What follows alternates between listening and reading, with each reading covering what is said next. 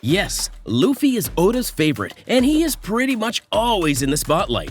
But which other characters unapologetically stole the spotlight and helped to secure the win during any certain arc? I'll be presenting the trophies to those MVPs and analyzing why they deserved the win.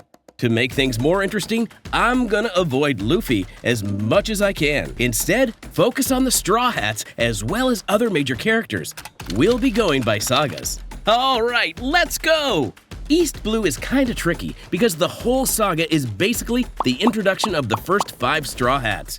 You can also consider each one of them the MVP in their own introduction arc. Except maybe Luffy. He's not the MVP of Romance Dawn, it's Shanks.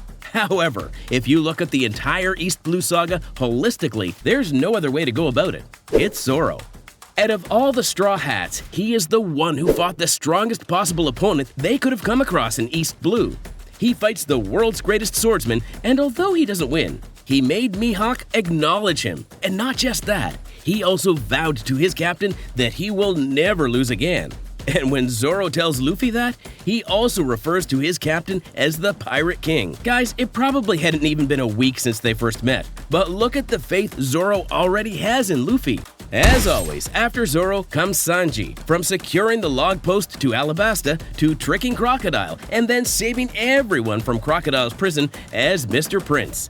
Sanji absolutely dominated the narrative of Alabasta Saga. He was cooler than Zoro. Heck, he was even cooler than Luffy. And that's saying something. He also goes on to fight a character with 0 haters. He fights Bon Clay. Plus, when you look at this arc in hindsight, you realize that Sanji was not kidding when he called himself a prince. After all, he is the prince of the Germa Kingdom. He isn't proud of it though. He'd rather be good old Sanji. Next, we have Sky Island, and this one goes to Nico Robin. Skypiea is where we get our first glimpse into the vast, ever-expanding lore of One Piece, and the character who keeps us curious about it all is Robin. Back then, we truly didn't know anything about her. When she said that she never thought of sailing or going ashore as an adventure, we simply had no idea about her dark past. It wasn't revealed yet. She ultimately finds the letters Roger had left behind on the Golden Bell and deciphers them for Luffy and the gang. By the way, she also straight up murders a clown for disrespecting history. I'd say the next time you're goofing around in history class, watch out for those hands. And of course, what follows Sky Island is the legendary Water 7 Enies Lobby Saga, where the Straw Hats wage war on the greatest organization on the planet. By burning their flag, they declare war on the world government itself. And you know who burnt that flag? It was none other than this mysterious man, Usopp's friend, Sogeking. Granted, all of the Straw Hats were exceptional in this saga. This might even be the best Straw Hat-centric saga in the entire story. Frankie was incredible. Sanji had a role in pretty much everything.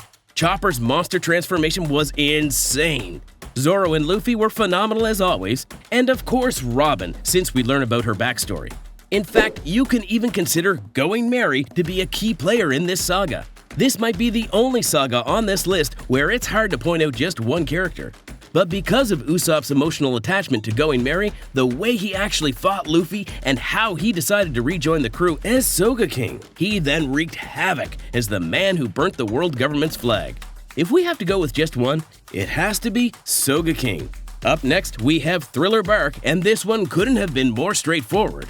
Nothing happened in this arc, and that's why it goes to Zoro by default. When all odds were stacked against them and their captain's life was in danger, Zoro stepped up. He quite literally asked Kuma to take his life instead. Think about that.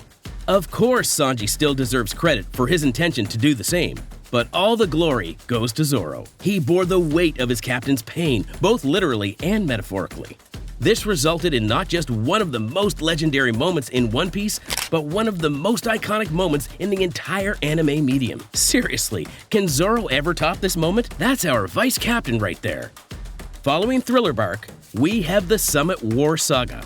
Guys, this includes Sabati Archipelago, Amazon Lily, Impel Down, Marineford, and the post-war arc. There's nothing about this saga that hasn't been praised before. It is ingenious. Of course, honorable mention goes to many characters. Bon Chan literally kept Luffy alive, Shanks stopped the war, Boa Hancock fell in love with her boy, Jinbei fulfilled his promise to Ace by protecting Luffy and then brought him back to his senses. There are so many characters who can be given an honorable mention. Though as for the most valuable player himself, it's unquestionably Whitebeard. Unlike the Water 7 and Enies Lobby Saga, where there is room for doubt, this one is set in stone. Everything from the way he wreaked havoc to how much he loved Ace to how he met his end. It's perfect. Not to mention his final words, "The One Piece is real," still echo through the endlessly vast world of internet memes. Truly legendary. Now, Fishman Island didn't have the same intensity as the Summit War saga, but it still had its moments. Jinbei especially did the most in this arc. He apologized for Nami for what Arlong did to her and her village. And in an arc that is primarily about racism, while all of the fishmen were worried about stereotypes, he stepped up and offered to let his blood be what saves Luffy's life. It's a beautiful poetic moment. What's the point of racism when the same blood that runs through your veins runs through mine? Moving on, we have Trafalgar D. Waterlaw as the MVP of the Dressrosa saga. You know what's interesting? Luffy and Zoro consistently rank as the top two in all of the official One Piece popularity polls. But if there is one character who has topped Zoro, then it's Law. During the 5th popularity poll back in 2014, Zoro lost the 2nd place to Law. And I guess it's no coincidence that the Dressrosa arc was ongoing in the manga back then. Law was everywhere. He's the one who made an alliance with Luffy to eventually take down Kaido of the 4 Emperors. His backstory is on par with Robin and Brooks. He has the D initial in his name, and he also has the most versatile Paramecia fruit in existence. It's a shame that he couldn't get his revenge by defeating Doflamingo himself, but he's not that petty. He's not like Sasuke.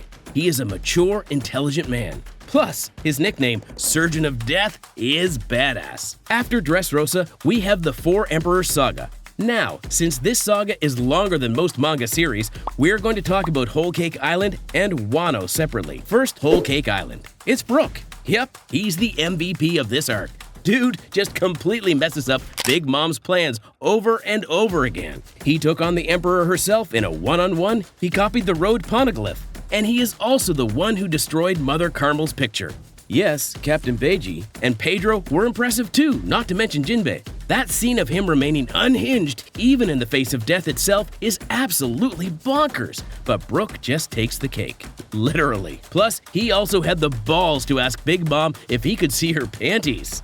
ではせめてパンツ見せてもらってもよろしいでしょうか We have avoided him this long, but we can't avoid him forever. The MVP of Wano, the longest arc in One Piece history so far, has got to be Luffy himself. As the man who awakened the legendary Nika fruit and became Joy Boy, Luffy's role in this arc far outclasses anyone. He defeated Kaido, the strongest creature on the planet, in a one-on-one. He became an emperor of the sea. He freed Wano from over 20 years worth of slavery and put food on their table. Sure, characters like Zoro, Momonosuke, Yamato, Marco, as well as the 9 Scabbards, they're all important. But how could any of them have accomplished anything remotely close to what Luffy did? Law and Kid also defeated an emperor, but Luffy's victory against Kaido was exponentially more decisive. Plus, Luffy said it himself, he has reached his peak, but the One Piece storyline hasn't ended yet. There is still a lot of story left to be told.